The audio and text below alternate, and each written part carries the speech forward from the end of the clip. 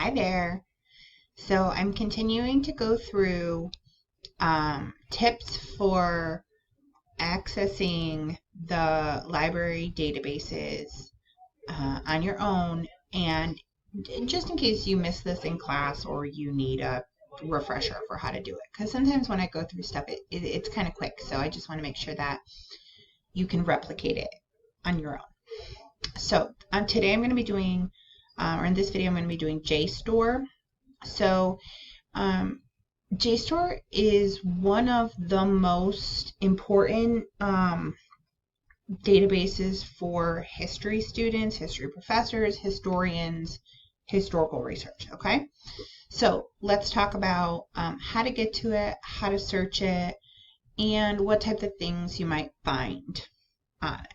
Okay, so first, just like pretty much every single database, you're going to hover over the word research on the library homepage and then go to the first one, which is databases.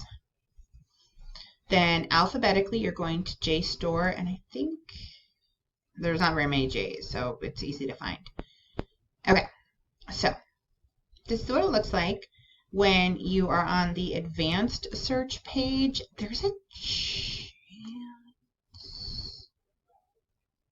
There's a chance that if this is your first time using it, it might open up to a page that looks slightly different than this, like a basic search page. Don't worry about that. If it does, you can just opt for the advanced search. So when you open up the advanced search, let's see here. Let's do a term. I'm going to do World War II and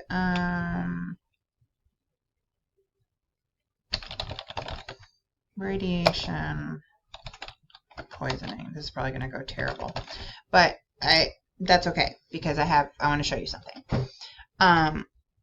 Okay, so I do not recommend clicking any of these fields. All right. Content I can access is default checked, and that's a good one, but yeah, I mean, you can do everything, but we'll just do content I can access because, well, that's fine. Okay, so what JSTOR, for the most part, is going to return to you is scholarly journal articles. The majority of these scholarly journal articles are for historians, written by historians, etc. Okay, so the very first one that came up here is absolutely great. Okay, so if you were working on any sort of paper related to like the dropping of the atomic bombs, the ethical or health concerns of the atomic bombs, what a great article, right? I mean, the title is pretty bleak. A very pleasant way to die. Radiation effects and the decision to use the atomic bomb against Japan, right? Okay.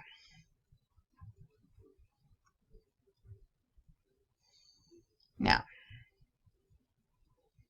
there's definitely some good looking ones here. However, one of the issues with, see, and there's another good one, radiation secrecy and censorship after Hiroshima and Nagasaki. That looks awesome. What you're looking for is usually a good title that is indicative that it's going to be addressing your topic that you're working on.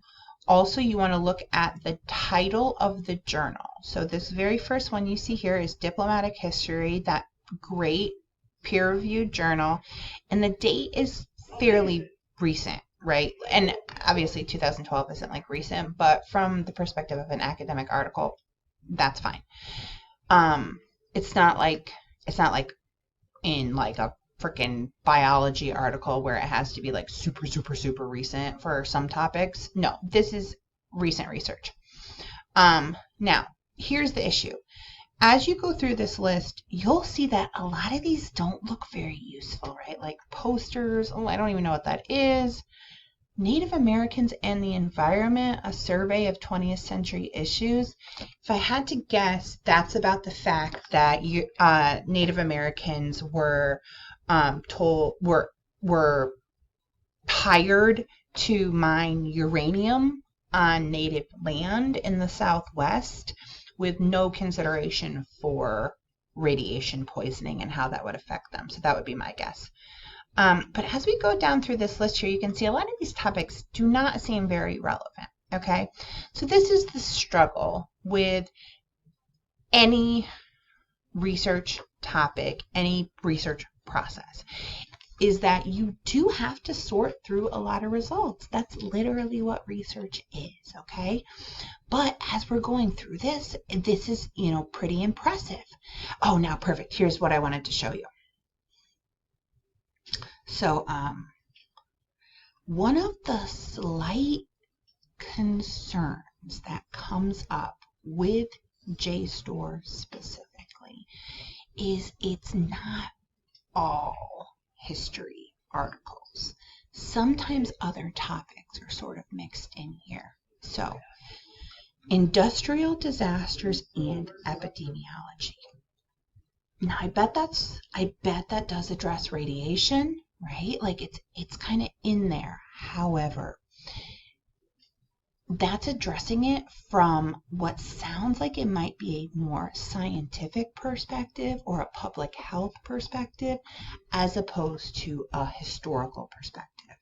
So the things you want to do with JSTOR is, check out the title, check out the journal, and make sure that that journal and article is from a historical perspective and not another discipline. Okay? For the most part, if you've checked can access content, what that will mean is that all of these are fully available to read the full text of these articles. Okay, so let me show you what they look like. Okay. So this is great. So it shows up basically like this is what, the journal, about the journal, like what else might be in it. It gives you the full citation information here. And then this is the actual journal article. So it's literally a PDF that looks just like it would look if, do I have a journal here? I don't know if I have any hardbound journals immediately accessible. I have at least one. Well, whatever. So like if you were actually to like open up a journal, like this is what it would look like. Now you can choose if you wish to read it off the screen. You can like flip through it. I do not recommend this plan. Okay, here's what I think you should do. I don't know how this is going to work out. I might open up. So hit download. It's going to say accept download, whatever. Then you get a beautiful large print PDF of it. I know some of you are like, I don't want to save stuff. I have limited storage space. Get a life, okay? Get a life and get a jump drive, because literally you can click right here, save this beautiful PDF document of it. I don't want that anymore. And then you have it right there on your computer for whenever you need to look at it. You don't have to re-find it, okay? You guys are so bad about finding something and then not saving it or not knowing how you got it, and then you can't find it again, and I have to play friggin' scavenger hunt trying to track it down, okay? So just download it, save it on a jump drive. If you have room on a computer, you can save it on it. Save it with a not stupid title, okay? Like article, not very pleasant way to die, radiation effect. Like save the whole title if you can. Like just don't say like 202 article or something stupid like that, right? Like literally. You know what? Maybe I'll do a separate video about this, but I will have to make sure that my jump drive doesn't have anything weird saved on it. But nevertheless, like create a folder, History 202. save all these articles in it. Then you can access them at any time. Oh my God. Oh, there's one more thing. Oh, or, of course, if you prefer, you can print it. Me included, many of us prefer to still have printed articles, books, whatever, and then you can literally go through and you can read it and you can make notes and you can highlight it and you can do all that stuff, okay? That's great if you can do that, if you have a printer or, whatever, okay? One more piece of advice, okay? So here's the citation for it, and this is the website, okay?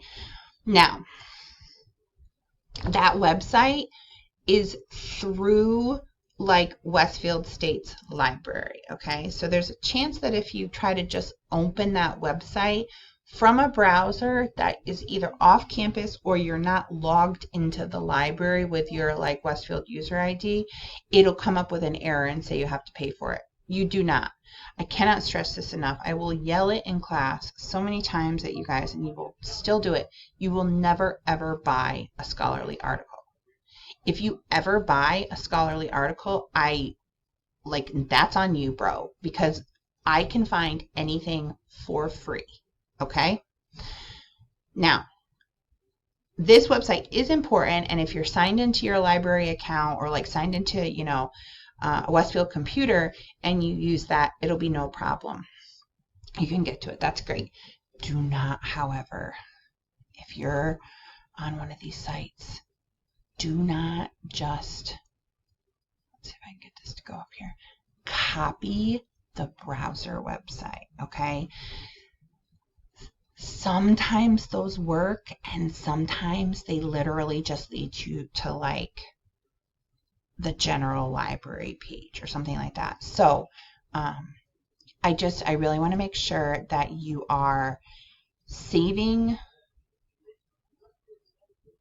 When you find good articles, you want to make sure that they're saved in a place that you can access them again in the future. Okay, so I